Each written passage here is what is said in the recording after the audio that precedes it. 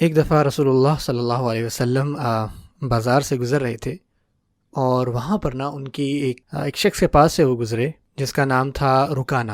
اور جو شخص رکانہ تھا، آپ کہہ لیں کہ وہ مکہ کا نا ریسلنگ چیمپئن تھا، قریش کا سب سے اسٹرانگ اور کشتی میں بڑا ماہر۔ اور رسول اللہ علیہ وسلم نے یہ دیکھا کہ رکانہ نے نوٹس کیا رسول اللہ علیہ وسلم کو، اور اس نے کوشش کی کہ یار وہ اگنور کرے رسول اللہ علیہ وسلم کو اور وہاں سے چلا جائے۔ تو رسول اللہ علیہ وسلم خود رکانہ کے پاس گئے اور ان سے یہ کہا کہ بتائیے کیا ہوا ہے، اور ساتھ میں یہ بھی فرمایا کہ اگر میں آپ کو کچھ بتانا چاہوں، میں چاہتا ہوں کہ آپ سے کچھ شیئر کروں، اور جو میں کہنا چاہ رہا ہوں اگر آپ کو لگے آپ کے پاس اس کی سینس بنتی ہے تو آپ اس کو ایکسیپٹ کرو۔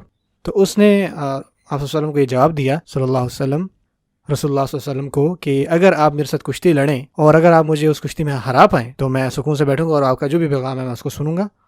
تو رسول اللہ صلی اللہ علیہ وسلم نے کہا ٹھیک ہے، چلیں آئیں کشتی لڑتے ہیں۔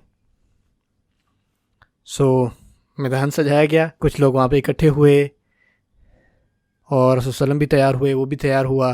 آپ سمجھ رہے ہیں کہ ایک ماحول سا بندہ اور کشتی ہونے لگی ہے، رکانا جی ٹھیک ہے دکھتے ہیں۔ تو ہوا کہ جیسے ہی وہ کشتی شروع ہوئی تو وہ اچھلتا ہوا آیا اور رسول اللہ صلی اللہ علیہ وسلم نے اس کو پکڑا اور اس کو اٹھا کر نیچے مارا۔ آپ بتائیں اٹھا کے نیچے مارنا کیا ہوتا ہے؟ اگر آپ نے کبھی WWF ریسلنگ دیکھی ہے، اللہ تعالیٰ معاف کرے آپ کو، پہلے استغفار کریں اس بات پر۔ آپ بتائیں جب آپ اس کو پچھاڑتے ہو نا، آپ اس کو پکڑتے ہو اور زمین پہ مارتے ہو، اور یہ فیک نہیں تھا۔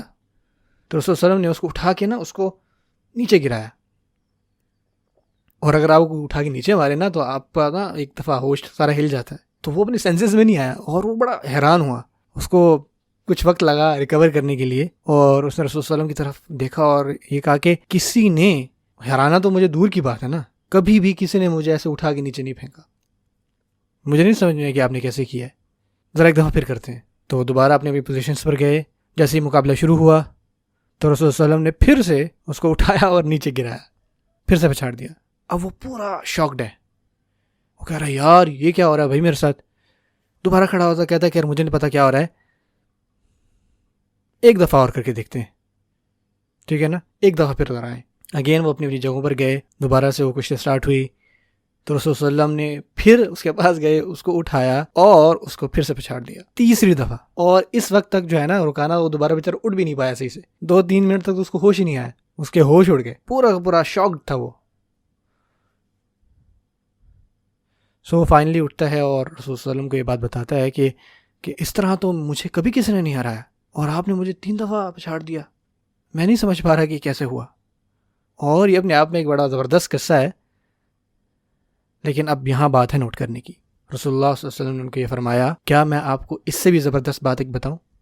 اور پھر رسول اللہ صلی اللہ علیہ وسلم نے ان کو یہ فرمایا، اللہ تعالیٰ پر ایمان لاؤ، اللہ تعالیٰ کے علاوہ کوئی بھی عبادت کے لائق نہیں، اور میں اللہ کا رسول ہوں، یہ سچ ہے، یہ حق ہے۔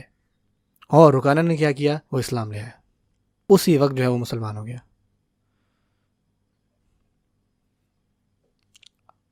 اب مجھے بتائیں کہ اس کہانی کا سارا مورل کیا ہے؟ سب سے پہلا مورل کہ رسول صلی اللہ علیہ وسلم نے آرام سے اس کو اٹھا کے پھینک دیا۔ جو دوسرا مورل ہے اس کہانی کا، ہم جانتے ہیں کہ رسول اللہ علیہ وسلم جو ہے وہ داعی تھے، وہ جو اللہ تعالیٰ کی طرف لوگوں کو بلاتے، سب سے بڑے داعی آپ صلی اللہ علیہ وسلم ہیں۔ اور ہم میں سے جو بھی خود کو داعی کہتے ہیں، آپ کو پتہ ہے ہم پر کیا رسپانسبلٹی آتی ہے، اور ہم بھی چاہتے ہیں کہ ہم اسلام کا میسج لوگوں میں پھیلائیں، دنیا میں پھیلائیں۔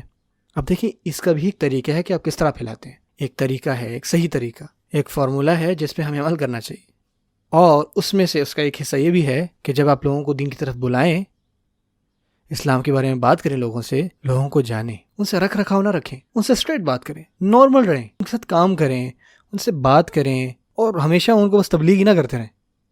جیسے ہم ایک خطیب موڈ میں آ جاتے ہیں، یعنی اگر میں نے آپ کو اسلام کی بات بتانی ہے تو آپ ایک سٹینس میں آپ کی آواز بدل جائے گی، اور الحمدللہ نحمدہ ونستعینہ ونستغفرہ، اس طرح سے ہم خطبہ بنا دیتے ہیں بات کو، لوگ ساتھ مکس ہوں، ان کے لیول پر آئیں۔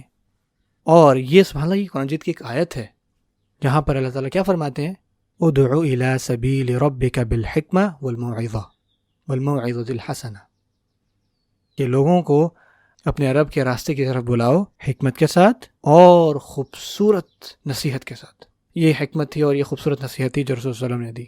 ہمیں بھی کوشش کرنا چاہیے کہ آپ صلی اللہ علیہ وسلم کے نقش قدم پر چلیں، اور اس چیز کو یقینی بنائیں کہ جہاں ہم دعوت دے رہے ہیں نا، وہاں پہ ساری چیزیں فٹ ہو رہی ہوں، جیسے آپ صلی اللہ علیہ وسلم نے دعوت دی، لوگوں کے ساتھ گھل مل کر۔